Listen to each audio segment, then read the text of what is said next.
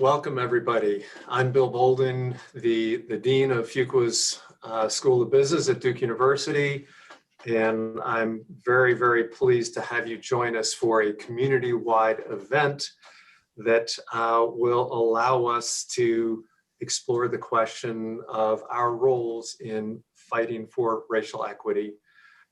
This is something that Stephanie Robertson will give you a little bit more context in terms of why we're doing this, but the business school, along with Duke University and many, many organizations, made a number of commitments in response to the horrific killing of George Floyd, which of course was a tragedy piled onto a series of tragedies that have occurred over decades and centuries. And so we made commitments. We want to make sure that we don't lose sight of the importance of continuing the work to fulfill those commitments and to turn a moment into something that has real momentum. And so I'm extremely happy that we can bring the community together to explore our roles in terms of what we can do and to make sure that the business school can live up to its commitment to being anti-racist within our own walls, but also using our platform to make sure that we can be anti-racist in the broader business community and in the community of business schools. So with that, I'm going to turn things over to Stephanie to get us started.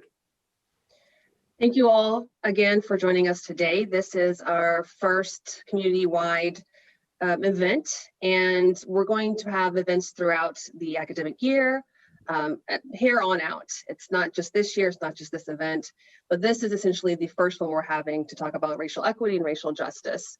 I'm working with a core group of people to help with these events, particularly the community-wide events, students, staff, and faculty to help make this happen. And it is a way for us all to come together to have a conversation around what racism, racial equity, and racial justice mean. We thought that it would be great to start this all off with two amazing people, two amazing and renowned Duke leaders as well, who each have their own unique way to approach this topic. And we thought that between the two of them, they would be able to cover a number of things that we want the community to learn about, including why we're doing this and why it's important for us to continue on. Once again, as Bill said, this is not just a moment, this is a movement. And actually, Nolan, one of our guests today, said it as well, and we want to capitalize on that. Before I get into the questions, let us go into who our guests are today. So we have Mark Anthony Neal, who is the James B. Duke Professor of African and African American Studies and Professor of English, and the Chair of the Department of African and African American Studies at Duke University. Neal is the author of 6 books, including What the Music Said, Black Popular Music and Public Culture, Soul Babies, Black Popular Culture, the Post-Soul Aesthetic, and Looking for Leroy, Eligible Black Masculinities in the Forthcoming Black Ephemera, The Crisis Challenge of the Black Musical Archive. I told Professor Neal, he didn't give me enough time to practice this, but he's amazing, obviously. He's also the director of the Center for Arts, Digital Culture, and Entrepreneurship, which produces original digital content, including the weekly video podcast, Left of Black, which is phenomenal. You all should check this out. Now in its 11th season, produced in collaboration with the Franklin Humanities Institute. So thank you, Professor Neal, for joining us. We also have Nolan Smith, who is currently the Director of Basketball Operations with Duke University. As racial and social injustices experienced throughout the nation gained international attention this past year, Nolan took on an active role in both the Duke and Greater Durham community to advocate for racial justice. The former team captain, ACC Player of the Year, and national champion, helped to lead multiple peaceful protests around the city, attended a summit with Durham public officials, and was asked by Mayor Steve Schewel to serve as a community leader. In August of this year, Nolan organized an on-campus demonstration that brought together student athletes, staff, coaches, and faculty, including Professor Mark Anthony Neal, in support of the Black Lives Matter movement. Nolan was also recognized during the George H.W. Bush Points of Light Awards celebration of September for his activism and community outreach efforts. We sincerely thank you both for being here today. We know that you both have a lot on your plate. So the fact that you're spending this hour with us at Fuqua means a lot to us. So thank you again. Yeah. Okay, so yes, let me add my thanks, Mark Anthony and Nolan. We're so grateful that you're taking time out of your very busy schedules to join our community. And of course, Stephanie deserves her own introduction as the soon-to-be Assistant Dean for Community Engagement and Inclusion. So thank you, Stephanie, for co-hosting this event. So I'm going to start with a question for both Mark Anthony and Nolan. And to do that, I will kind of give a type or play a role here, which is, I'm not racist. I believe in meritocracy. And so the Civil Rights Act of 1964 clearly took care of issues of discrimination so that we can live up to a meritocracy. And the proof that we live in a post-racist world that really is based on meritocracy is that we've had a Black president elected twice. What's wrong with everything I just said?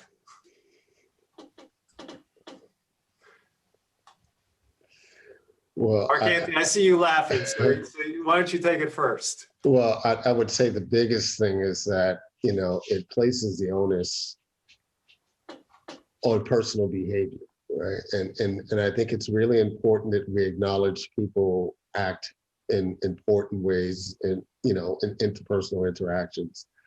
But it doesn't actually reflect some of the structural realities that are taking place in the context of racial inequality and other forms of inequality in this country. We elected President Obama back in 2008, and there was always a feeling, folks often talked about, this was the moment of post-race, but it really was a moment of post having to talk about race, right? The hope and expectation was that when Barack Obama was elected in 2008, that we could basically put to bed these difficult conversations about race in this country.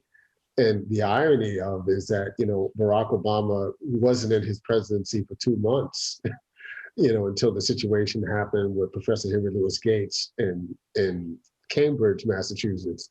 And he had to kind of bring together the beer summit, as it was recalled. And even Barack Obama's initial comments that the police had acted stupidly in their arrest of Professor Gates through his presidency into a moment of race in which I would argue that for the next, 7.5 years, he really tried to stay away from the question of race because it was really undermining his ability, at least in his mind, to be able to govern the country effectively. So what we've largely seen are folks kind of reacting to their personal feelings about race and difference. And we're seeing these symbolic moments, obviously, but what we actually haven't gotten to some of the root causes of racial discrimination and inequality in this country. Nolan, do you want to take a crack at that? Absolutely. And one thing I'll add to that, I won't go too in depth because he just made amazing points on it. But when President Obama was elected, I'll just say it pissed off a lot of this country. A lot of this country got pissed off that they saw a Black man in a place of power, the highest place of power. So when you say, oh, why didn't it go away? Or, oh, we're good now. Black people have a first Black president. Everything's about to change. The world's about to change. That's actually the complete opposite of what happened during that time. And it almost put a lot of people in a place of fear that he was going to empower more Black people to speak up, to be running for president for years to come. So it almost was a time where now you see a lot of different business places almost putting people back in their place. So more hidden racism came out more than ever because of President Obama. So Stephanie and I are going to ask some questions, but I want to alert the audience that we have enabled the question function, and we'll be tracking questions that you submit, and we'll try to get Nolan and Mark Anthony to address these questions as time permits. But Stephanie, I'm going to turn things over to you. So we just talked about how the election of Obama did not solve racism. I would like to hear more about, maybe Nolan, we can start with you since you started talking a little bit about it. What ways has society continued to shape and reinforce discrimination in this country? Yep. So I'll touch first on my area of expertise, which is the sports world. A sports world that is basketball and football, to be specific, two college sports that are dominated by predominantly Black athletes. When you look at my business, predominantly most of the head coaches are white. And why is that? Why can't Black men like myself, why is it so hard for us to get head coaching jobs? Black coaches are discriminated against as far as getting those jobs, getting the top jobs. But there's so many steps that we have to go through that we are looked at, and it makes it hard for us. It makes it hard. Somebody like myself who played in the NBA, who now is the Dobo at Duke basketball, when it comes time to me, it's not going to be that easy. So for people to understand that there is a huge difference between a Black man and a white man going after a head coaching job, when I've been around this game my whole life, it's two different battles. It's two different battles when going for a gig. So when you look at college sports, look at all the Power 5 conference. There's not many head coaches across the board. There's a Jeff Capel, there's a Leonard Hamilton in the ACC, and I think that's it. And Coach Keats at NC State. But there's not many. So there's so many areas when you think about discrimination and how it is not fixed and it's not changed. That's just one small example of where there's still a lot of areas for improvement from top to bottom in order to fix and reshape how it looks. So to add to what Nolan has just offered, Stephanie, I am of what might be described as the Head Start generation. When Head Start programs were created in the US in the late 1960s, I was part of that first cohort. And for those of you who aren't familiar, Head Start programs were a way for there to be publicly funded, basically childcare, pre-K childcare, that would allow for a smoother transition from pre-K into kindergarten and obviously into first grade. And the investment that Black parents made in Head Start programs really reflected their investment in education, right? And this idea that education would be the natural end game, or at least a pathway to that end game for success, for this post-civil rights generation. One of the things, of course, that we've witnessed in this last 50-year or so period is that we continue to see, a racial gap in terms of educational attainment. We see it in terms of the kind of students that end up at a place like Duke University, but even broader, right? What's the cohort? What are the racial demographics of the cohort of students who actually go on to college, regardless of whether or not we're talking about elite institutions like Duke or otherwise? We've talked a long time about, what happens to Black children in public schooling around third grade, right? In third grade, we begin to track the consistently losing them within the K through 12 system.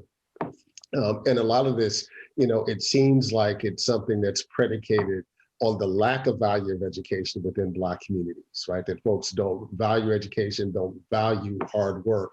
But what we often see is that there's systematic processes that take place, right? We can start with standardized testing as a measurement of what Black children are capable of that reflects certain kind of mainstream ideals about, all kinds of things, right?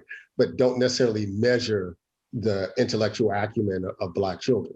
We see it in the context of lowered expectations, right? When you have Black and white children in the same classroom, and we see Black children consistently get follow-up questions that pushes their curiosity, that pushes them to think outside of a box, and we don't apply those levels of expectation to Black children.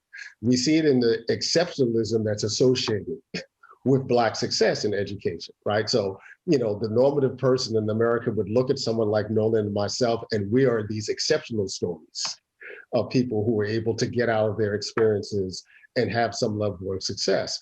But we are all byproducts of interventions that were made at some point of our lives. Some of them just happenstance. That doesn't reflect that we are any brighter or smarter, but just simply had access to different kinds of opportunities. When I track the young men that I grew up with, and this is, of course, anecdotal, I ended up where I ended up in my life because I was the kid who grew up in the housing projects where I grew up in the Bronx, who was able to test the right way to get into a specialized school in New York City and Brooklyn Tech that gave me opportunities that I would not have had I gone to my local high school. And so that's just, a kind of brief explanation of why we're still in the situation that we're in. So Mark Anthony, I want to dig into your academic expertise, and you have looked at the role of popular culture, whether it's social media, music, film, and so on, in terms of how those things can actually foster or even reinforce stereotypes. And then from there, it's a short jump from stereotyping to actual racism. So can you give us some insight in terms of what it is that you're studying and finding? So much of this is obviously about representation. And if we go to the early 20th century, late 19th century, in a period of time where, the United States was still rigidly segregated. And the average white person who didn't live in the American South, and even in those cases, if they weren't landowners, didn't have a lot of contact with Black folks, right? So, so Blackness takes on a mythology that of course gets rendered in literature.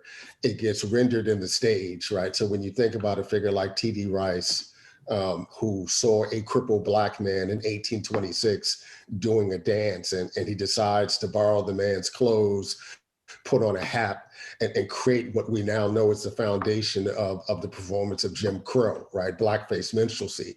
And blackface minstrelsy throughout the 19th century was one of the most popular forms of entertainment in the United States, right? It was, in fact, for those folks in the 19th century, right? Reality television, right? Before television. So representation becomes a really big part of this, right? And when we start to see the emergence of the mechanism of advertising, right? And mass media, right? Talking about radio and then eventually television, obviously film in this context, for many white Americans, their connections to Blackness is in those representations in mass culture. So that when you go to the earliest part of the 20th century, for instance, and you think about a figure like Jack Johnson, who of course was the first Black heavyweight boxing champion, first heavyweight boxing champion of the 20th century, there were 19th century champions that we don't talk about. And seeing this, huge Black man with his bald head, his proclivity for having white women on his arms, at a time where there were still rigid laws around miscegenation in this country, the circulation of a Jack Johnson, right? The circulation of a figure like Burt Williams, the incredible Black performer, who, because he was light skinned, had to essentially put on charcoal on his face to be able to compete with white blackface minstrels. These were the images that circulated in the culture. When you think about a little childhood book like Little Black Sambo, which the story itself is fairly innocuous, what was not innocuous was the illustrations that were used in Little Black Sambo, which depicted Black children with big lips and red and all these kinds of things. Those kind of representations had a tremendous impact in dehumanizing Black people. And so in many regards, popular culture has been this site both of the dehumanization of Black folks in this country and the globe, but also a site in which Black creators, right, when we're talking filmmakers, musicians, literature folks, have attempted to counter those representations by producing more positive representations. And sometimes even the positive representations are problematic because they don't necessarily reflect the everyday humanity of Black folks, right? So the conversation that we're having today in some time like 2020 is really about finding a balance of representation, right? And it's a representation bind that many white Americans don't have to capture, right? Because Donald Trump, for instance, doesn't stand in for all white people. Right. And everybody understands that. Right. But if you have a particularly successful Black person, right, that there's always this running joke that, if a Black celebrity stumbles, right, literally the whole Black community stumbles with them. Right. Because that one Black person is seen as representative of the totality of Black humanity. actually, I'd like to see if Nolan, you wanted to talk about that from your perspective as in your role and as an amazing athlete. What are your thoughts around this as well? Just around stereotypes. Yes, and how the sports world can help foster stereotypes. Yep. So, there's so many things I could go into with that, but the stereotype that I would touch on, right now, I mean, a big one is athletes and all the activism that they are doing, and speaking out and in support of Black Lives Matter. The NBA has done an amazing job with it. But I mean, when you think back with Colin Kaepernick when he first took a knee, the way that he was portrayed, the way he was looked at, the way he was blackballed out of the NFL because he took a stand. And athletes protesting has happened before and it's gone on. But now we look at LeBron James and what he does, and then he's told to shut up and dribble. When an athlete is told to shut up and dribble, the way I see that, the way I vision that, is basically you're telling a Black man to stay in his place. You're telling a Black man to basically do his job, to entertain us, and that's the stereotype, the entertainment, and in sport, being told to be entertainment, that's the way Black athletes are looked at. They're looked at as entertainment for the viewers. And that's a big time stereotype that is now hopefully changing, because there's so many things now where if a Tom Brady says something, he gets applauded for it. If Tom Brady speaks out on anything, it's, oh, okay, yeah, we like what he's saying. But when LeBron James says something, it's not okay. So there's two very different stereotypes right there when you talk about the Black athlete and the white athlete, and comparing the two. And I would add to that, Stephanie, that the interesting comparison between Black and white athletes, that there's a way in which, very often Black athletes get elevated to positions of leadership. There's an expectation, right, on some level that they should, be positive role models, if you will, for the Black community. We don't see that same level of expectation and representation associated with white athletes. When you think about the 1980s, right, no one expected Larry Bird to be able to offer any commentary on what was happening, even in the state of Indiana, let alone amongst white folks in the United States. But yet, a Michael Jordan or Magic Johnson is expected, right? The criticisms that were attached to Michael Jordan because he refused really to be political, during the time of his career, is a good example of that. So I'm going to follow up on something that Stephanie mentioned in her introduction, which is the two of you were involved in a protest that Nolan organized. And it was a Black Lives Matter peaceful protest. And afterwards, Nolan, when interviewed, you said it's not just a moment that we're in, it's a movement. In order for things to get changed, you must move. You must do something. You must have action. Can you tell us more about what we need to do, what one can do, and the role of protest and community organization to actually make this a movement and to create the kind of action that we need? And then since you're both involved in this, I'd like Mark Anthony to weigh in after you, Nolan. Yep, absolutely. Now this right here is action. This conversation, the fact that we have 195 people on here listening to this conversation, hopefully all 195 take this conversation to their home, to somebody else's home, and then it continues. But that was the point of the protest. That's been the point of the protest that I've been able to lead here in Durham. But especially bringing it to this campus, it was very, very important because at a time of need for Black athletes and Black students, I know there weren't very many students here at the time on campus, but there were a lot that were able to come out, to that protest. There was a lot of silence. There was a lot of silence for our players, not from our staff, but just from the departments, and to bring it to the forefront that it needed to be addressed, that right here on our campus, there are issues. There are issues that our Black students and Black student athletes face every day being at Duke. I faced them while I was a student here, where I didn't feel culturally accepted here. And I know there are still students that feel that, today. So when organizing that protest, it was a place, and that's why I reached out to Mark. I said, look, I need you to be here, because I took Mark's classes. I was educated by him. So I knew from a different perspective. My perspective and his is totally different. He's gonna hit you with the facts. and we need those facts, because the facts run deep. They run deep. And to come together and be out there and to have different student athletes speak, it was powerful. It was a big day. It was a big day because after that day, I heard from different coaches from different programs that said, hey, we kept this conversation going. For the soccer team, where there's only one Black girl on the soccer team, when she's around her teammates, they have to understand how to act around her. When they are listening to hip hop music, are you bleeping out the N-word, or are you only bleeping it out because your Black teammates over there listening to you listen to the music?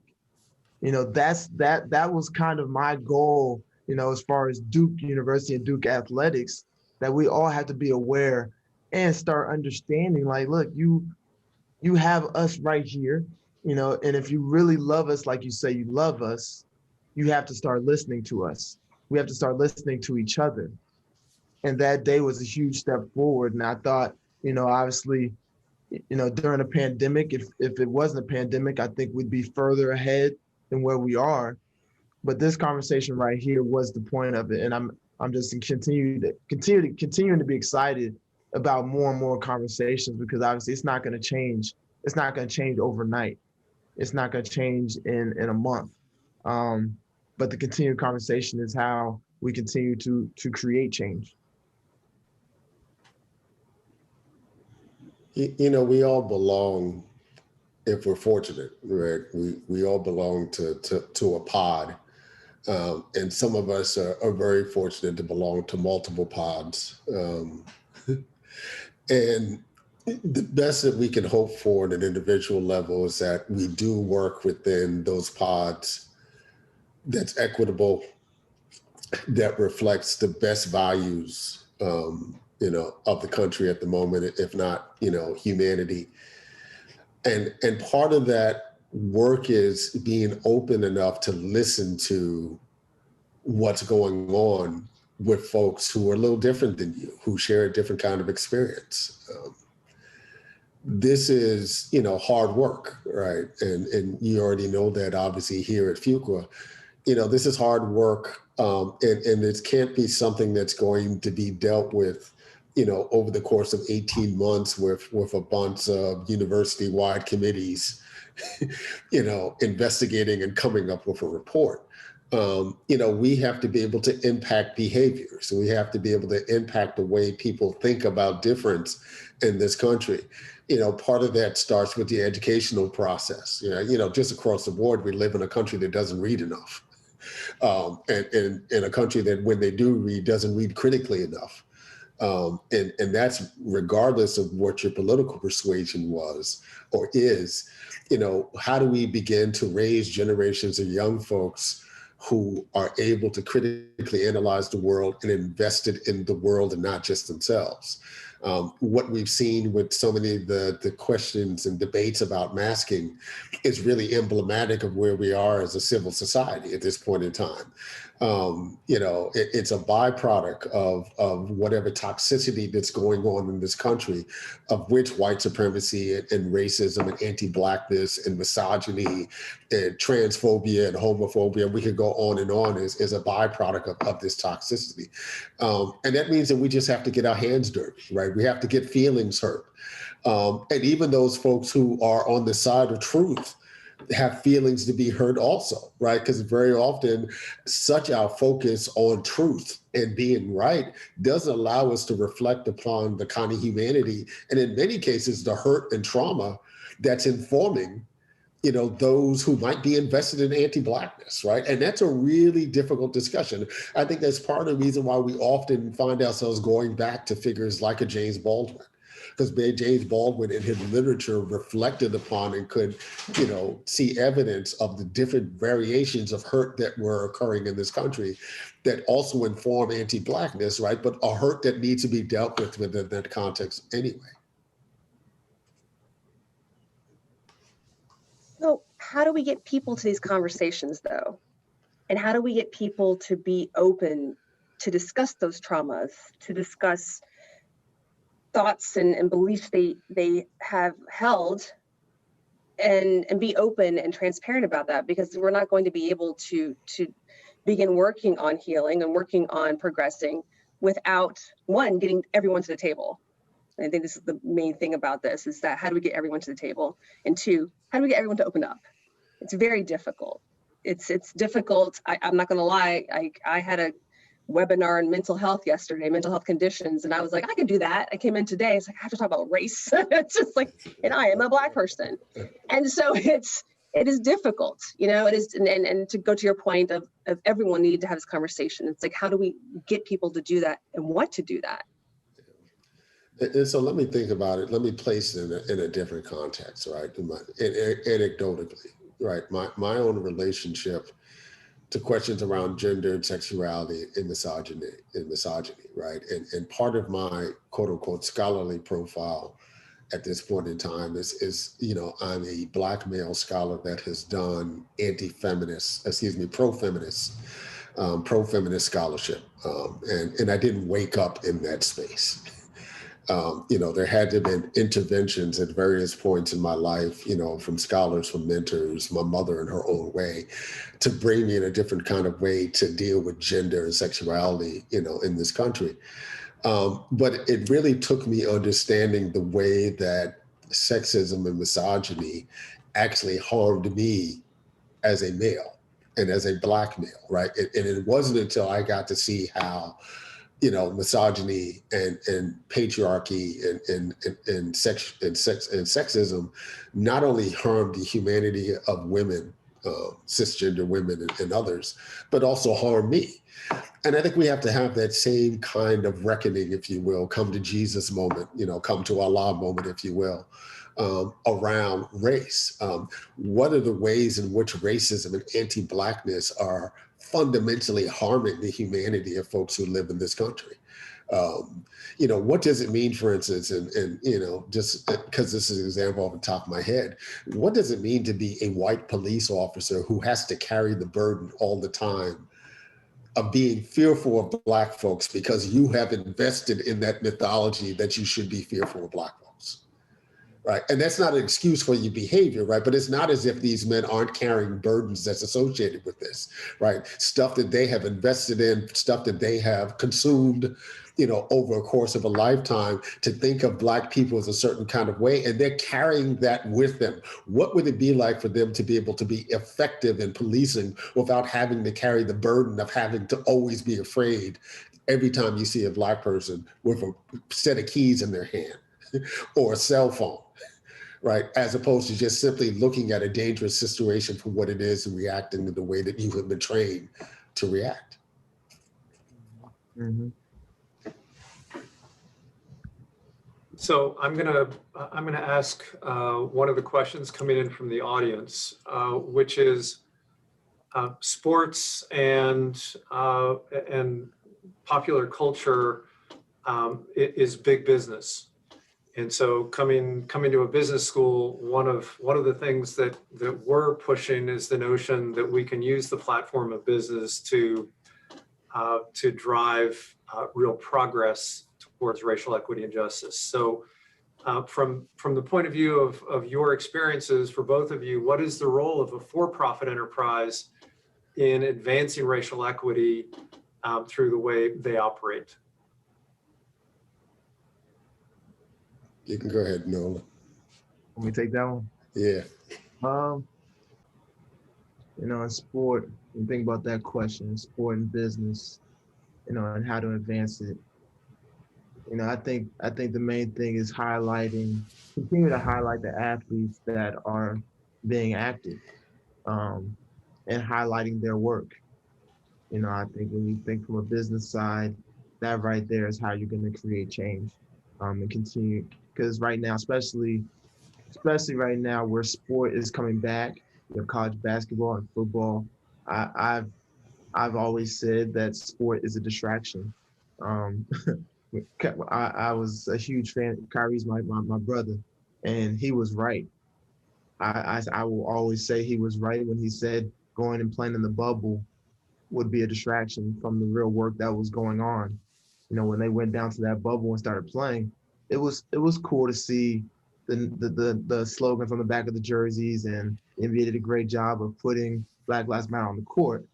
But most households were then just focused on, are the Lakers going to win? How many points did LeBron have? Points, assists, rebounds. But they weren't talking as much about the real issues that were going on before that went on. So I think just refocusing on the work that the players are doing in social injustice, and I think when you put sports and business together, that will definitely increase the look of the two. For many of these corporations to be able to utilize their platforms to highlight values that reflect anti-racism, and support of diversity and difference within the culture is incredibly important. And it just can't be a moment of virtue signaling, right? It can't be 2 months of a Twitter campaign or an Instagram campaign in which you support what's happening in the streets. It has to be reflected in the values of your company, right? The kind of products that you sell and how you sell them. In terms of when you do advertising, is there a diversity of representation in your advertising? And then what's critically important now at this point in time is, what does your C-suite look like? Does your corporate suite reflect the diversity that you present in the products that you sell? And very often we've seen, particularly in this moment, this gap between what C-suites look like and the latest tweet, that was put out in support of the protesters, protesting the streets around, George Floyd or whoever. And I think that's critically important because what your brain trust looks like informs your values. And we need to get to that point where, whether we're talking about, even Duke at this point in time, let alone, other entities, that is reflective of those values. And that's an important place for folks to be able to make a stand. Nolan mentioned, Kyrie, and it's really interesting over the last 5 years to look at the trajectory, for instance, of 2 professional sports leagues that are predominantly Black, right? The NBA and the NFL. And the NBA followed one particular path around anti-Black racism, right? And challenging white supremacy, right? And in part because of what the leagues looks like and the profile of the players, and to some extent the profile of the fans, right? The NFL, which is not as majority Black, right? But a huge Black population, chose a very different tact, right? And a lot of it had to do with the kinds of owners that own NFL football teams. A lot of it had to do with what the NFL brand represented in comparison to the NBA brand, right? So even as you had players that were dealing with the same kind of issues that NBA players are dealing with, you're also dealing with Black players that don't have guaranteed contracts, that don't have the same level of security, right? Who have careers that might last at best on the average, I believe, 3.5 or 4 years, right, who aren't going to speak out because they can't risk, like a Colin Kaepernick, losing this opportunity to make money. And what you see is a league that on one hand really is silent around questions of race and white supremacy, and in some ways embolden it, right, when you consider their relationship with President Trump. And then at the same time, you have the NBA, which chose a very different path that represented some of the progressive thinking around race in the country. I want to go back to something you both talked about, Nolan. You talked about as far as the exception. My parents also were very strict, and like, you're going to not even just go to college, you're going to go to a good college. That good college was a Duke. They're like, I'm happy because I love Duke. But there was really no other way to go. And so I understand that I was fortunate in that way, and you were fortunate to go through Head Start. and Nolan was fortunate to go through his programming. And what happens to those that don't have that? Is mentorship a way to help? This is one of the questions for the audience. Mentorship, is that a way to counteract some of the challenges? And if so, what does that look like? I mean, I've led a couple of mentorship programs, and sometimes they work and sometimes they don't. So what are both your views on mentorship and how it can help? Yeah, I definitely think mentorship is key.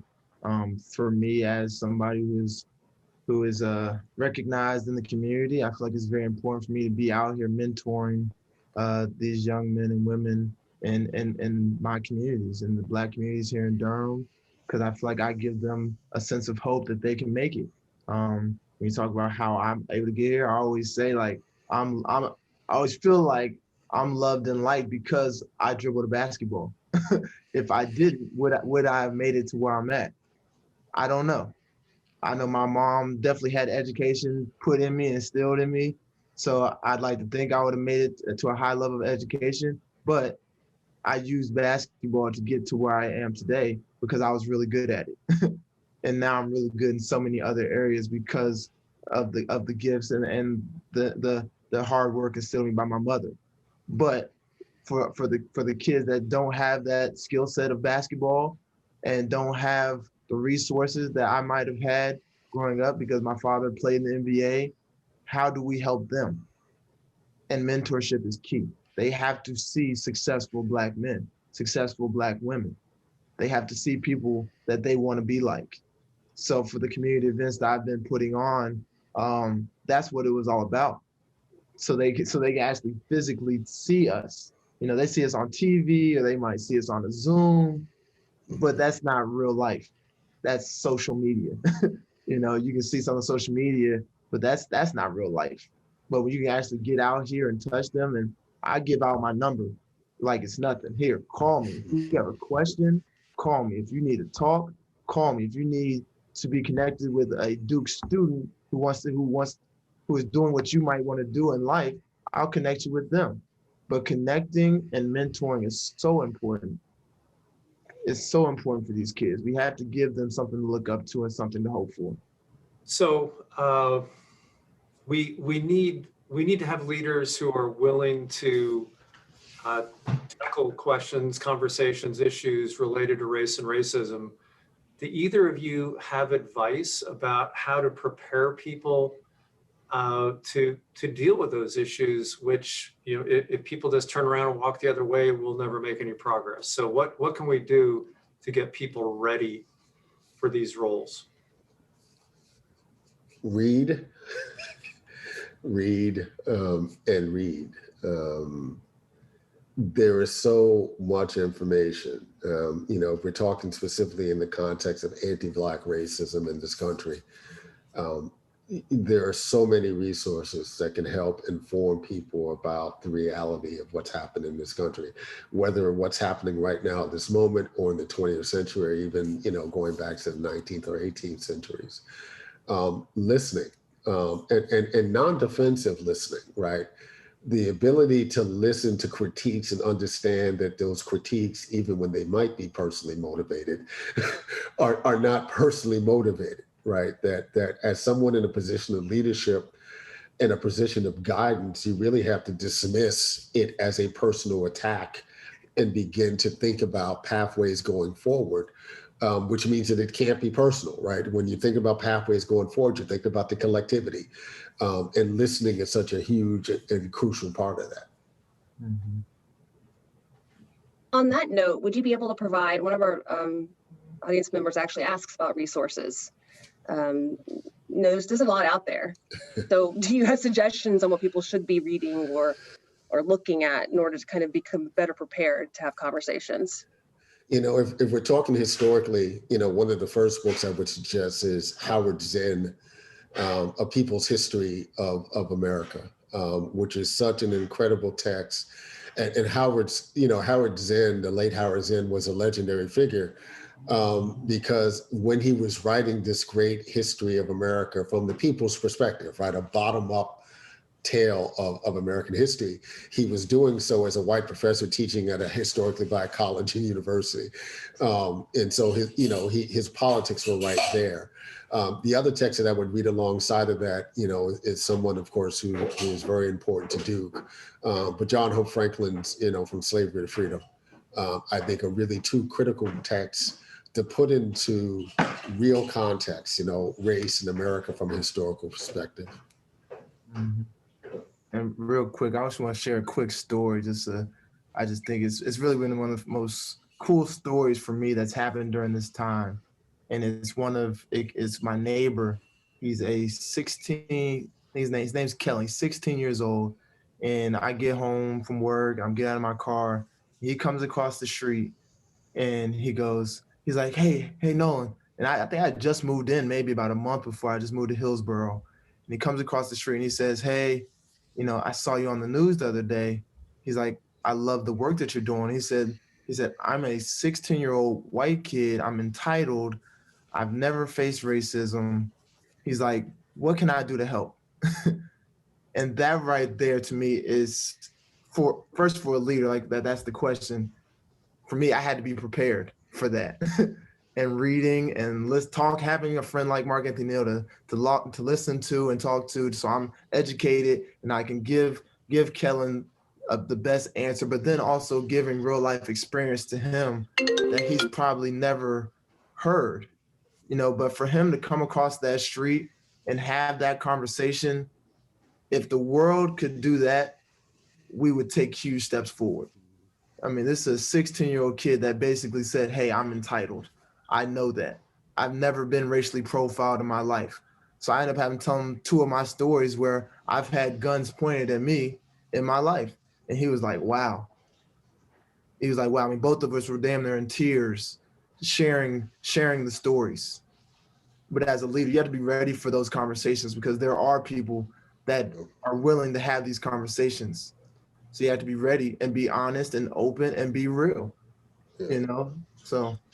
And I think, what's important about this, and I think it's reflected in the story that Nolan just told, for white folks in positions of power and leadership, who are trying to move forward, one of the most difficult things to do, I think, is to really take in consideration the ways that whiteness takes up space and whiteness sucks up energy and oxygen. And it's difficult because, it's seen as so normative. But when we talk about conversations, have conversations with people about white privilege, very often white folks don't get the white privilege conversation because they don't actually see the ways in which whiteness takes up space. And so, to have real conversations about your own individual privilege, about your institutional privilege, right? About the privilege of the institutions that you're invested in is very important, in this moment. To follow up on that, what have the two of you found to be most effective in putting the spotlight on the reality of white privilege and, of course, the flip side of systemic racism? When do you feel like you have the best chance to break through?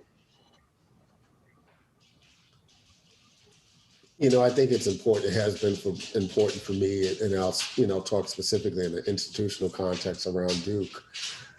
When I've been in those rooms, in which I might be the only Black person in the room, or the one or two, three people of color, and being able to have, whoever's leading the room at that moment, being able to have their ear and their attention to talk about what gets missed when you don't have a diversity of people around the table, right? And very often what I found at least, the lack of diversity around the table has nothing really to do with the capability of the people around the table or the people who are not at the table, but it actually comes down to questions about comfort and questions about who you know and who you don't know, who you're familiar with.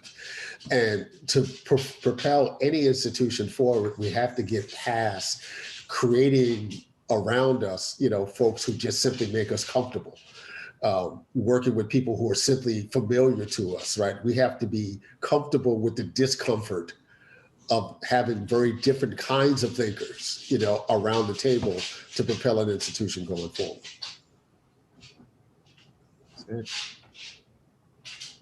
So I work with other D&I professionals from other schools, work with D&I professionals in the corporate world. 8 months ago, 7 months ago, the energy was it was electric. It was like, yes, we're being heard. Yes, we can finally get stuff done. And that was sustained for a while. We all said, though, it's like, this is at some point, it's going to slow. People aren't going to be as excited. As we were all trying to get everything in. We were like making requests all over the place.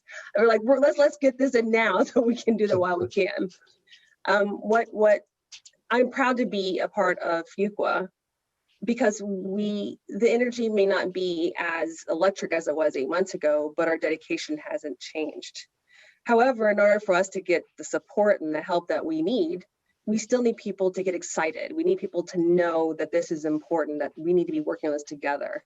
I'd love to hear your advice, both of you, on how we can do this, how we can get this excitement back again, so we can continue on with this fight. Yeah, I would actually think about countering the impulse for excitement. I think excitement is important at various points in time to bring attention to it, but really the work that has to be done is slow and steady. The work that has to be done is not sexy. It's not exciting, right? And it's about, any institution, whether it's Duke or any of the other schools at Duke or any corporations, building a kind of consistent a message and a consistent mode of operations that speaks to your values around diversity and anti-racism. And some of this work is just not going to be exciting. When you think about this George Floyd moment, and we've all talked about this, if there's a pandemic going on, we might not react to what happened to George Floyd, the way that we did, right? And, people were excited in that moment. And a lot of that had to do with a generation of young folks for the first time, because of the pandemic, actually could go out into the streets and organize in ways that they would have been having internships and summer jobs or taking classes. Just the lack of things going on allowed them to focus on this. And that's such a great starting point, but that's something that is just simply not sustainable, right? When you think about the civil rights movement, right, and really the watershed moments between, the bus boycott in 55 and take it all the way to King's, death and murder in 68. When you look at that 13-year period of time, I mean, that's not sustainable over a period of time. And the only reason why we continue to talk about a civil rights movement now is because the folks who were doing some of the groundwork, right, the non-sexy stuff, the sustaining work of building organizations and taking them from generation to generation, writing the histories of that moment, allowing people, I'll use a good example. When I think about someone like David Dinkins, the late David Dinkins, who was the first Black mayor of the city of New York. David Dinkins, was not a great orator. He was not a radical, but his his becoming mayor of New York was something that was a sustained effort over a 20-year period. Going back to his initial alliance with people like Percy Sutton and Charles Rangel, who was the first, who was a Harlem congressman, all these kind of folks doing different things politically in New York and building organizations, including Percy Sutton creating a radio station called WBLS and having a media outlet to talk about Black issues for Black folks, that created the context in which someone like David Dinkins could be elected mayor in 1989, right? And so it was that kind of sustained work that's not sexy, that's not exciting, right? That we don't, think about an anniversary of March on Washington or March on Selma, those kinds of moments, that's really important. So I think it's always important for organizations to think about that day-to-day groundwork that needs to be done, that's not going to be exciting, and it's not going to generate excitement. Mm-hmm, mm-hmm. And just to add on to that, with that day-to-day work needs leadership. It needs a great leader that is comfortable enough to make the room uncomfortable. Yeah. When you talk about businesses, schools, these Fortune 500 companies, there has to be somebody in that room that says, hey, before we finish this meeting, let's talk about diversity and inclusion before we end, and bring up whatever it is they need to address, whether it's who are they hiring, where areas of improvement that they need to talk about. Because like you said, at the beginning of this movement, it was a hot topic. Every CEO was like, hey, let's talk about Black Lives Matter. What can we do? What statement can we put out to make sure we keep bringing in money? Yeah, that's what they were doing at that time. But now that's not happening. What are the leaders in that room doing to continue the conversation? Because like Mark said, it's not going to be fast and quick to get things done. It's going to be a daily, weekly, monthly, constantly bringing it up to make sure it stays in the forefront. So I'm going to connect something that Coach K did to one of the questions here, which is over the summer, Coach K made a quick video, Black Lives Matter. It went viral. And I remember him saying, Black Lives Matter, it's not a political statement. Can you say it? Black Lives Matter. Having said that, Black Lives Matter from the point of some people is a political statement. And as a result, some people lack the courage to stand up and say that. So do the two of you have any advice for leaders to play the kind of role that you're talking about, Nolan, to stand up and say the things that need to be said? Advice for those leaders? Yeah, I mean, just have courage. Bottom line, just have courage. That's what you have to have. If you are a leader, you cannot be afraid to speak out and speak up on what's right. It's a time where you have to be able to say what you feel. And I think during this time of empowerment and empowering of leaders, be able to just say Black Lives Matter, be able to say we need to hire more Black people. There are well qualified Black people out there for so many jobs. Say that. If you feel that, say that. Yeah. And this is one of these moments where stuff just has to hit the fan, right? So many corporations are obviously governed by bottom lines. And if your stance around anti-racism generates a backlash from other folks, then you have to ask very real questions about whether or not you're willing, if you're okay with having people support your brand that are counter, to these values, right? And that might mean in some context from some corporations, losing support, losing money, right? In a very real sense by making these decisions, right? And we know that, this is a very challenging reality because, the CEO might have an idea about being progressive around race in certain kinds of ways. That doesn't mean he's working for a board of directors that shares that. And so very often we see these CEOs go out on a limb. It is risky, right? Because they might not have, the room, supporting them in those kinds of efforts. But it does raise real questions, right, about whether or not, this is the question that was drawn towards, say a Michael Jordan, when he makes the quip, at least attributed to his agent, David Falk, that, he wasn't willing to support, the building of the Sonia Haynes Center at UNC, or support Harvey Gantt when he was running for Senate. And the quip was that, because Republicans buy sneakers also. Yeah, but, white supremacists buy them also, right? And are you comfortable with your brand being supported by white supremacists? Not saying that all Republicans are white supremacists, but, if we're talking about Strom Thurmond and a couple of these other folks, the apple doesn't fall quite that far from the tree. Jesse Helms. Yeah.